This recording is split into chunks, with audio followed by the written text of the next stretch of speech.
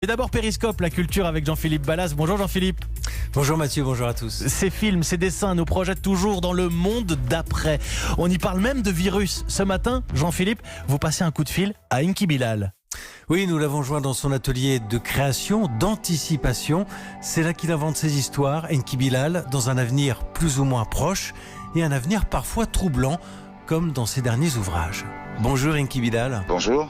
Alors ce monde à l'arrêt, ce monde parasité, ça fait quand même furieusement penser à votre travail, non ? Oui, effectivement, je travaille sur un sujet qui s'appelle Bug, et qui est un virus, mais c'est un virus informatique et qui paralyse la planète entière. C'est assez étonnant, c'est troublant parce que c'est la vitesse, la rapidité avec laquelle les choses arrivent. C'est ça qui est étonnant et c'est ça qui fait penser aussi au bug numérique. Donc c'est un monde effectivement qui ressemble un peu à celui qu'on connaît aujourd'hui. Savoir quand même que plus de la moitié de la planète est confinée, c'est assez sidérant. Voilà. Alors c'est vrai que ces jours-ci, on parle de plus en plus de déconfinement. Est-ce que vous imaginez le monde d'après, Enki Bilal ?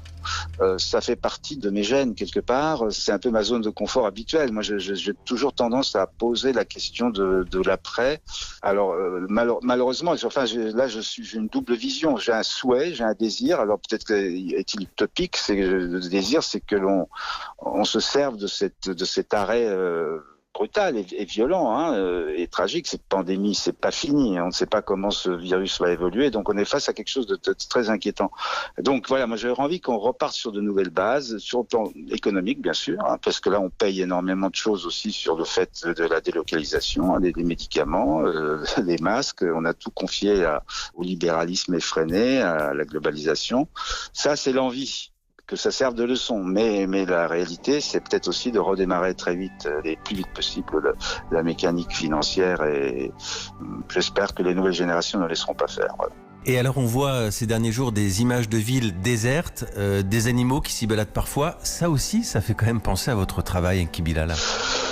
Oui, ça, je l'ai imaginé. C'est des images, en plus, c'est des images qui font rêver. C'est des images qui sont à la fois touchantes, émouvantes et en même temps qui posent énormément de questions. C'est là que de voir comme ça ces animaux revenir dans le monde qu'on leur a volé, en fin de compte. On les a chassés, les villes se sont étendues, l'animal revient naturellement. D'ailleurs, c'est ça qui est très curieux, c'est de voir le monde sauvage confronté à la modernité, à l'arrêt. Et ça aussi, ça doit servir de leçon. Ça aussi, ça doit nous aider à réfléchir à l'après. Le monde vu par Enki Bilal. C'était Périscope, la culture à 360 degrés. Merci Jean-Philippe Ballas.